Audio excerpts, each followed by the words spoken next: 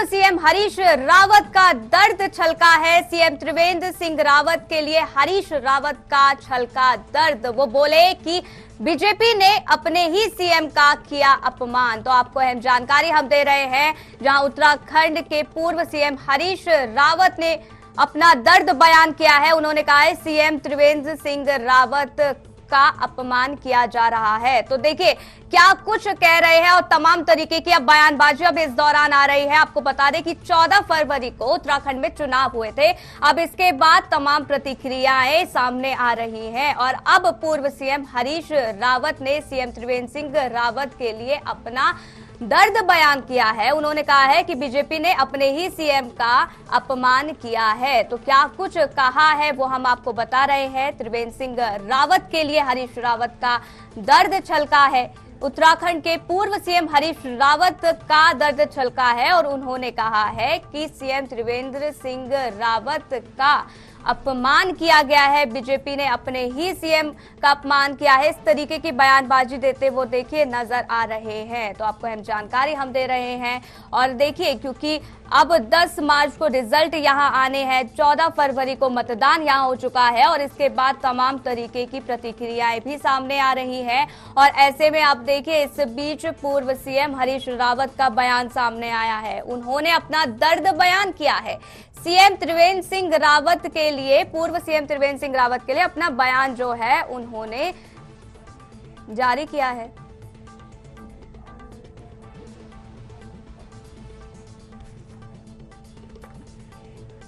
तो नवीन ठाकुर बीजेपी प्रवक्ता हमारे साथ जुड़ गए हैं। नवीन जी देखिए हरीश रावत ने अपना दुख बयान किया है सीएम त्रिवेंद्र सिंह रावत के लिए, क्या कुछ कहना है आपका? देखिए बड़ी हास्यास्पद बात है।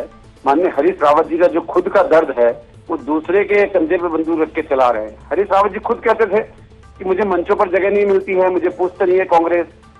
हरीश रावत जी खुद जो मुख्यमंत्री का चेहरा बनने के लिए जद्दोजहद करते रहे, लेकिन आलाकमान ने नकार दिया। अभी खुद वो बयान दे रहे हैं कि मुझे जो अगर या तो सीएम बनूंगा या घर बैठूंगा। तो निश्चित तौर पर अपना फ्रस्ट्रेशन दूसरे के कंधे पे बंदूक रख के चलाते हैं। और हरीश रावत जी इसके माहिर खिलाड़ी हैं, देखिए धुरंधर खिलाड़ी हैं और राजनीति के। तो निश्चित तौर पर अपनी बातों को किस प्रकार दूसरे के कंधे पर रख के कहना है, अपने दर्द को वो दूसरे के कंधे पर रखकर बयान कर रहे हैं। तो ये साफ साफ जाहिर है, जनता जानती है। माननीय त्रिवेंद्र सिंह रावत जी हमारे जो है वरिष्ठ नेता हैं और हम ही नहीं पूरा संगठन जो है उनका सम्मान करता है। तो उनके अपमान जैसी कोई बात नहीं है। हरीश रावत जी को लगता है कि उनका जो अपमान कांग्रेस में हो रहा है वो उस दर्द को बयान करने की कोशिश कर रहे हैं त्रिवेंद्र सिंह रावत जी के बहाने। लेकिन देखिए उनका तमाम बयान भी इस वक्त सामने आ रहा है। उन्होंने कहा है कि बीजेपी में त्रिवेंद्र सिंह रावत का अपमान किया गया, उनका ध्यान नहीं रखा गया। नहीं, देखिए त्रिवेंद्र सिंह रावत जी भारतीय जनता पार्टी के वरिष्ठ नेता हैं और हमारे मुख्यमंत्री रहे, पूर्व मुख्यमंत्री रहे, वो हमारे जो झारखंड के प्रभारी रहे, वो राष्ट्रीय सचिव रहे। और भारतीय जनता पार्टी अपने सभी कार्यकर्ताओं का सम्मान करती है, वरिष्ठ नेताओं का। तो मेरी हरीश रावत जी को सलाह है वो अपने सम्मान का ध्यान रखें कि 10 तारीख के बाद जो कांग्रेस की हार होगी, वो चुनाव संचालन समिति के अध्यक्ष थे, वो ठीकरा किसके पर सिर फूटेगा और उनका कितना सम्मान और अपमान होगा, वो 10 तारीख के बाद की अपनी चिंता करें, त्रिवेंद्र जी की चिंता न करें। त्रिवेंद्र जी हमारे वरिष्ठ नेता थे, वरिष्ठ नेता हैं और वरिष्ठ नेता रहेंगे। हम उनका भली भांति सम्मान करते हैं और हमारा प्रत्येक कार्यकर्ता उनका सम्मान करता है। हमारे मुख्यमंत्री जी उनसे मिलने के लिए, शिष्टाचार भेंट करने के लिए गए। लगातार जो है सारे वरिष्ठ लोग उनसे आशीर्वाद मार्गदर्शन लेने के लिए जाते रहते हैं। हम भी समय समय पर माननीय त्रिवेंद्र सिंह रावत जी के पास मार्गदर्शन के लिए जाते रहते हैं। तो निश्चित तौर पर वो हमारे वरिष्ठ नेता, उनका पूरा सम्मान है। लेकिन देखिए अगर काम वो इतना अच्छा करते ही थे नवीन जी, तो ऐसी क्या फिर नौबत आ पड़ी कि आपको सीएम पद से उनको हटाना पड़ा? देखिए ये शीर्ष नेतृत्व का फैसला है। हमारे यहाँ दायित्व हटाना नहीं पड़ा, दायित्व बदला गया। उनके पास पहले मुख्यमंत्री के काम का दायित्व संगठन ने दे रखा था, अब संगठन का दायित्व दिया उनको, जो है संगठन को जो है आगे बढ़ाने का काम दिया। तो निश्चित तौर पर इस संगठन का दायित्व बदला गया, ना कि उनको हटाया गया। तो कांग्रेस क्या होता है हटाना और बैठाना, और हमारे यहाँ अगर हमने दायित्व बदला तो आप देखिए एक भी बयान ना। चलिए अमरजीत कांग्रेस प्रवक्ता भी हमारे साथ जुड़ गए हैं। अमरजीत देखिए हरीश रावत के इस तरीके का बयान आया है, त्रिवेंद्र सिंह रावत के लिए बोल रहे हैं, उन्होंने अब जो है अपना दुख बयान किया है, कैसे देख रहे हैं आप?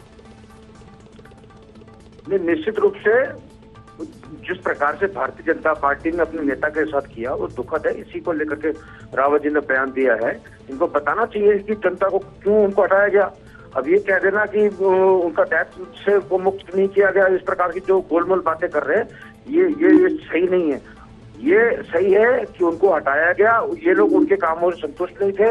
उत्तराखंड का इन्होंने जो है बिल्कुल अहित किया है, इन्होंने नुकसान किया, 5 साल उत्तराखंड के बर्बाद किए और आज वो 3 मुख्यमंत्री को बदलने पड़ गए। ये उसी लेकिन क्रम में है। अमरजीत जी, जब वो सीएम के पद पे थे तो आपने बहुत सारी बुराइयां करी, कहा कि ये काम नहीं करते, ये नहीं।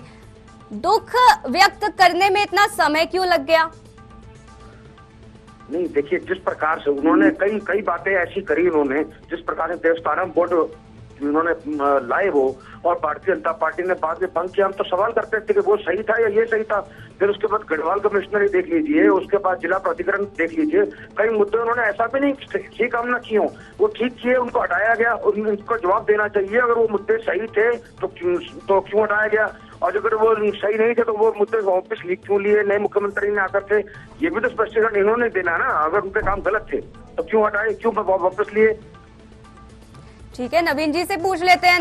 नवीन जी, देखिए, सवाल बहुत बड़ा यही है कि इतने अच्छे नेता थे, इतना अच्छा काम करते थे, आपने भी कहा, लेकिन सवाल तो देखिए यही घूम फिर कर यही आ जाता है कि हटाया क्यों सीएम पद से? देखिए सपना जी, मैं पूर्व ही बोल चुका हूँ, फिर बोल रहा हूँ। अभी कांग्रेस के प्रवक्ता यहाँ बैठ कर जो इधर उधर बंगले झांक रहे हैं, ये एक बार बता दें कि कैप्टन अमरिंदर को क्यों हटाया। और हमने पूर्व में भी कहा, हमने बेशक 2 अपने मुख्यमंत्री के दायित्व बदले, लेकिन कोई एक बयान आपने सुना? एकदम सुन लीजिए महोदय, कांग्रेस में बौखलाहट बहुत है, बौखलाहट बहुत है, उनका बहुत है, निराशा बहुत है, इसलिए बीच में चिल्लाहट मचाते हैं। सुनने का मादा रखिए थोड़ा। आप बोल रहे थे, मैंने नहीं बोला एक बीच। सुन लीजिए ना अमरजीत जी, सुन लीजिए ना। मैंने नहीं बोला, सुनने का मादा रखिए जरा। आप सुनिए सपना जी, जब कैप्टन अमरिंदर को हटाया, उन्होंने स्पष्ट आरोप लगाया इनके प्रदेश अध्यक्ष सिद्धू पर कि देशद्रोही है। क्यों नहीं हटाते सिद्धू को? कैप्टन अमरिंदर क्यों हटाया? वो उनके अरे नवीन जी, उत्तराखंड में आइए ना, उत्तराखंड पर आइए ना। पंजाब और यूपी कहाँ जा रहे हैं आप? उत्तराखंड पर आइए ना। कैप्टन को इन्होंने नहीं हटाया, उत्तराखंड पर आइए ना, कड़वा सपना जी, हरीश रावत का बयान मत रखिए, दोहरे मापदंड मत रखिए आप। जब इन्होंने कैप्टन अमरिंदर को हटाया तो उसमें पंजाब में चाहिए, उत्तराखंड आइए। और अभी हमने जो इनका दायित्व चेंज करा तो यहाँ पे बात करिए कि इन्होंने कैप्टन को नहीं हटाया, कैप्टन ने बयान नहीं दिया कि सिद्धू जो देशद्रोही है, उस विषय में भी इनको जवाब देना चाहिए ना। ये कांग्रेस की दोहरी नीति नहीं चलेगी, वो तो आपकी दोहरी नीति नहीं चलेगी, जनता इनको नकार चुकी है। बीच में चिल्लाहट मचाते हैं ना। एक एक करके अपनी बात रखेंगे तो समझ में भी आएगी। नवीन जी क्या कह रहे हैं ये मेरे को तो समझ नहीं आ रहा है। नवीन जी बताइए। अगर आपने मुझे जवाब देने के बोला तो मैं जवाब दूंगा ना। हाँ जी, बीच में कांग्रेस के पत्ता जो है चिल्लाहट मचाएंगे तो कैसे समझ में आएगा? जिस प्रकार मैं उनको धैर्यपूर्वक सुन रहा था वो भी सुने। अमरजीत जी, जब आपकी बारी आए तभी आप बोलेगा। अब देखिए, आपने मुझे समय दिया, मैं बोल रहा हूँ, उनको समय दिया पर मैंने तो बीच में नहीं बोला। लेकिन ये कांग्रेस की निराशा है, कुंठा है, और 10 मार्च के बाद जो रिजल्ट आने हैं उसको लेकर चिंतित हैं ये, इसलिए जो है इस प्रकार की अनवरत बयानबाजी करते हैं। आज इनको जो त्रिवेंद्र सिंह रावत जी, तो नवीन जी आपको लगता है कि 2017 में मोदी की जो लहर चली थी वो 2022 में भी बरकरार है? क्योंकि देखिए मुद्दे बहुत सारे हैं। जी देखिए, इनके खुद के नेता मान चुके हैं। हरीश रावत जी ने एक बार खुद बयान दिया था। किसके काम को लेकर चल रहे हैं नवीन जी? आपकी पार्टी किसके काम को लेकर चल रही है? कौन से सीएम के काम को लेकर चल रही है? हमने सबके, हमारे यहाँ तीनों मुख्यमंत्री ने बहुत अच्छा काम किया। हमने अगर चेहरे बदले तो विकास का पहिया उत्तराखंड में नहीं रुका, विकास अनवरत जारी रहा, और उसका जीता जाता प्रमाण सारे चुनाव है, चाहे लोकसभा के चुनाव हो, एक एक करके चुनाव। हमने मुख्यमंत्री के चेहरे बदलने के बाद भी, सपना जी, मुख्यमंत्री के चेहरे बदलने के बाद भी जो चुनाव हुए ना, उसमें कांग्रेस को क्या हुआ? प्रदेश की जनता ने ठेंगा दिखा दिया इनको। ये केवल चिल्लाहट मचाते रहे, आरोप लगाते रहे, लेकिन लोकतंत्र में जनता सर्वोपरि है। जनता ने अपना फैसला दिया, कांग्रेस के खिलाफ दिया। हमने त्रिवेंद्र जी के बाद जो है तीरथ सिंह रावत जी थे, उसके बाद उसका नाम यह है, शहर का उपचुनाव हुआ। क्या हुआ? कांग्रेस केवल आरोप लगाती रही, मुख्यमंत्री बदले, लेकिन जनता जानती है अगर भारतीय जनता पार्टी ने दायित्व परिवर्तन किया तो हमारे मुख्यमंत्रियों ने काम किया। इनकी तरह भ्रष्टाचार नहीं किया, इनकी तरह डैमेज की एक ब्रांड नहीं बेचा, इनकी तरह गंगा जैसी पवित्र नदी को नहर नहीं घोषित कर दिया खनन के लिए। तो इसलिए उत्तराखंड की देशतुल्य जनता सब जानती है, और इनके मुख्यमंत्री के चेहरे जो आज जिनको चिंता हो रही है वो अपनी चिंता करें। 2 सीटों से जनता ने नकार दिया। इस बार भी सपना जी का हाल देखिए आप, पहले वो हरिद्वार लड़ते थे, मुख्यमंत्री का चेहरा कौन होगी आपकी पार्टी से? रामनगर भागते हैं। मुख्यमंत्री का चेहरा नवीन जी देखिए हमारे तो कौन पुष्कर बनेगा सिंह धामी जी हमने मुख्यमंत्री? घोषणा किया है, लेकिन इनके यहाँ तो सिर्फ फुटबॉल। हरीश रावत खुद को चेहरा घोषित कर रहे हैं, प्रीतम सिंह कह रहे चलिए हैं अमरजीत की बैठक में तय होगा। अमरजीत जी के पास भी चलते हैं। अमरजीत जी बोलिए, अपनी बात रखिए, क्योंकि देखिए हरीश रावत का मुद्दा उठ रहा है। अगर आपकी पार्टी जीत जाती है तो हरीश रावत ने कहा है या तो वो सीएम का पद लेंगे या वो घर बैठ जाएंगे। ये पुरानी बात कर रहे हो मैडम, आप बिल्कुल देखिए, उनका परसों भी बयान आया है कि जो सोनिया गांधी जी, जो हमारा हाईकमान, जो विधानसभा मंडल हमारा तय करेगा, विधायक मंडल तय करेगा, उस हिसाब से हमारा मुख्यमंत्री होगा। इसमें तो कोई तो ये चीज हरीश जी को पहले क्यों नहीं पता लगी? अगर उनको ये पता ही है कि सीएम का जो पद है वो आला कमान ही तय करते हैं, तो फिर अपनी मांग। दूसरा हर्ज भी क्या है मुझे बताइए, क्या हर्ज है? क्या प्रीतम सिंह जी ने नहीं कहा कि मेरे चेहरे में क्या परेशानी है? तो भैया अब ये लोकतांत्रिक पार्टी है, यहाँ चुनाव मिलके लड़ा गया है, हर व्यक्ति अपने आप को मुख्यमंत्री प्रोजेक्ट कर सकता है। अगर उन्होंने कह दिया अपने नाम के लिए, रावत जी ने या प्रीतम सिंह जी ने, ये कह देने से कोई ऐसा अनोखा काम नहीं हो गया। अंतोगत्वा उन्होंने यहाँ तक कह दिया। चलिए अगर हरीश रावत को नहीं बनाया जाता सीएम तो अंतर्कलह कांग्रेस में नहीं देखने को मिलेगी आगे? आप जो अभी 10 मार्च के नतीजे भी नहीं आए, जो अभी बात सामने भी नहीं है, आप उसका उत्तर आज ही चाहती हैं। मैं बता रहा हूँ कांग्रेस में कोई अंतर्कलह नहीं है। अंतर्कलह आप देखिए ना, भारतीय जनता पार्टी में जा रही है। आज धामी जी, आपने पूछा मुख्यमंत्री का धामी होंगे, हालत ये हो गई है पीछे से अनिल बलूनी का नाम अब आगे किया जा रहा है। चेहरे जो था अब तक जो है मुख्यमंत्री का, वो धामी था। अब धामी जी दौड़े दौड़े फिर रहे, कभी निशंक जी के पास तो कभी त्रिवेंद्र जी के पास। ये तो आप देखिए ना, भारतीय जनता पार्टी में बौखलाहट के साथ साथ डर भी दिख रहा है। किस प्रकार से इनके 6 विधायक अब निकल के आ रहे हैं, भीतरघात की बात कर रहे हैं। मेरे मित्र नवीन भाई बैठे हैं, ये उस पर चर्चा ही नहीं करते। ये कांग्रेस की उनको नजर आ रही, केवल हरीश रावत ने क्या कह दिया और प्रीतम सिंह ने क्या कह दिया। ये अपनी बात करे किस प्रकार से भारतीय जनता पार्टी में बौखलाहट और डर का माहौल है। 6 जो विधायक प्रत्याशी के चुनाव लड़े हैं वो भीतरघात की बात कर रहे हैं। ये 6 नहीं, आने वाले समय में देखिएगा ये आपको 15 से 20 लोग ऐसे दिखेंगे जो आपस में एक दूसरे के ऊपर आरोप लगाएंगे। ये कांग्रेस पर आरोप नहीं लगा रहे, ये भारतीय जनता पार्टी के लोग भारतीय जनता पार्टी पर आरोप लगा रहे हैं कि उनको हरवाया जा रहा है। ये हार से जो इनकी बौखलाहट है वो नवीन जी की भाषा से भी मुझे दिख रही है। चलिए नवीन जी जवाब दीजिए। सपना जी, देखिए मुझे तो हंसी आती है भाई अमरजीत के बयानों पर। अपने आप कह रहे हैं कि हमारे प्रीतम सिंह ने कह दिया मेरे चेहरे में क्या बुराई है, तो ये बयान याद दिला रहा है, क्या दिक्कत बताने की जरूरत नहीं है। हरक सिंह अमरजीत जी देखिए, जब आप बोल रहे थे तो नवीन जी शांत थे, अब नवीन जी को बोलने दीजिए और आप सुनिए। देखिए कुंठा है कांग्रेस की, निराशा है, इसलिए जो इस प्रकार करते हैं। इनका 1-2 प्रवक्ता को छोड़कर सबका यही हाल है। जैसे इनकी पोल खुलने लगती, बीच में चिल्लो चिल्लाहट मचाना, अवरोध करना, प्रमुख चैनलों का जो है समय बर्बाद करना, अच्छी खासी डिबेट को सब्सिडेंटी बना देना, धैर्य जवाब न दें, लेकिन अच्छे श्रोता है ही नहीं कोई भी कांग्रेस के प्रवक्ता। जनता इनके कमेंट्स क्या क्या लिखती है इनके बारे में वो नहीं पढ़ते बिल्कुल भी डिबेट के बाद।